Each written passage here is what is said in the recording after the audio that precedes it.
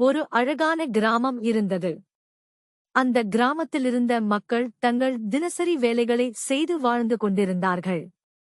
கிராமத்தின் அருகிலிருந்த ஒரு பெரிய காட்டில் பல விலங்குகள், ஆறுகள் மற்றும் மரங்கள் இருந்தது. அந்த காட்டில் ஒரு அற்புதமான இயற்கை மந்திரம் மறைந்திருந்தது. ஆனால் அதை யாரும் கண்டுபிடிக்கவில்லை. ஒரு நாள் பரவசமாக கூடிய குழந்தைகள் புல்லாடி மாலையுடன் காட்டிற்குள் செல்ல முடிவு செய்தார்கள். அவர்கள் சந்திரா, ராணி மற்றும் அரண் என்ற நண்பர்கள். அவர்கள் சந்திராவின் அப்பா ஒப்பிட்டுக் கொண்ட திகில் தகவல்களைப் பற்றி கேட்டதனால், வாடியவன் இருக்கிறான், அது மிகவும் வித்தியாசமானது என்று நம்பிக்கையோடு சென்றனர்.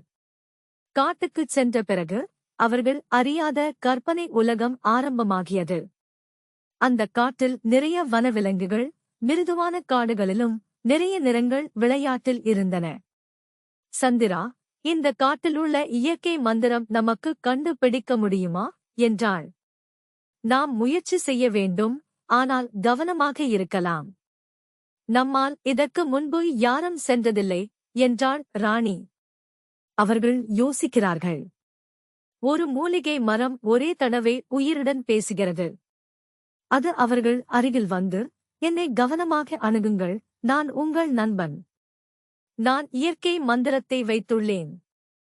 நீங்கள் அதை கண்டுபிடிக்க விரும்புகிறீர்களா என்றது. அவர்கள் குதிக்கிறார்கள். ஆம், எதுவும் செய்யலாம் மரம், நான் ஒரு மர்மத்தை உங்களுக்கு தருவேன். உங்கள் நம்பிக்கையை இழக்காதீர்கள்.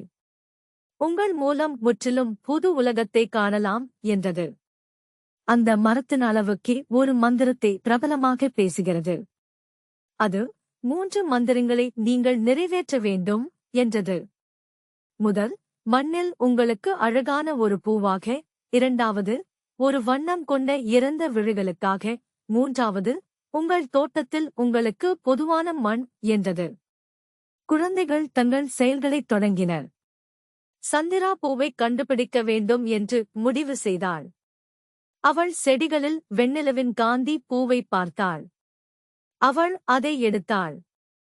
அடுத்தது, ராணி வண்ணம் கொண்ட இறந்த விழிகள் பார்ப்பதற்கு ஆழத்தை தேடியாள். மிகவும் அழகான வண்ணம் கொண்ட உருவங்களுடன் இறந்த விழிகள் அவளுக்கு கிடைத்தன. முடிவில் அரண் தனது தோட்டத்திற்குச் சென்று பொதுவான மண் தேடியான். இதை நான் உடனே எடுப்பேன் என்றான். 3 மந்திரங்களும் நிறைவேற்றப்பட்டதும் மரம் ஒரு பெரும் ஒளியில் மின்னுகிறது. அருகிலுள்ள குழந்தைகள் அதிர்ச்சியில் உள்ளனர். மந்திரம் செயல்படுகிறது. திடீரென காட்டின் அனைத்து உயிரினங்களும் உருகி அந்த இயற்கையைச் சுற்றி ஒரு புதுமை உருவாகிறது. விதாட்சியை தாண்டி அவர்கள் ஒரு நம்பிக்கையை எடுத்தனர். இது நம் உலகம் என்றனர். குழந்தைகள் தங்கள் கைகளில் கொண்ட மந்திரங்களை வைத்திருந்தனர். அந்தக் காட்டில் இனிசே மயக்கம் காணப்பெற்றனர். இதனால் அவர்கள் தங்கள் கிராமத்திற்குப் போய் மற்றவர்கள் வழிகாட்டியிருந்தனர். அந்த மந்திரம் அவர்கள் உறவுகளை வளர்க்கும், அன்பு மற்றும் நேசத்துடன் மேலும் மேம்படுத்தப்பட்ட பல அற்புதங்களை ஏற்படுத்தியது. இயற்கையின் மந்திரம் என்பது ஒரே தடவையானது.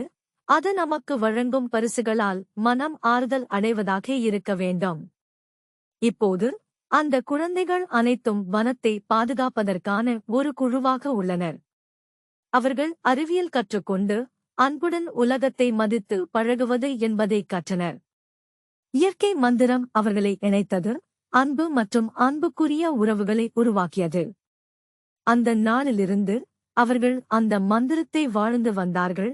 அந்த மந்திரம் இயற்கை மந்திரத்தின் அட்டகாசம் என்றால், அதில் நாங்கள் இருப்பதற்காகவே அதை பாதுகாக்க வேண்டும்.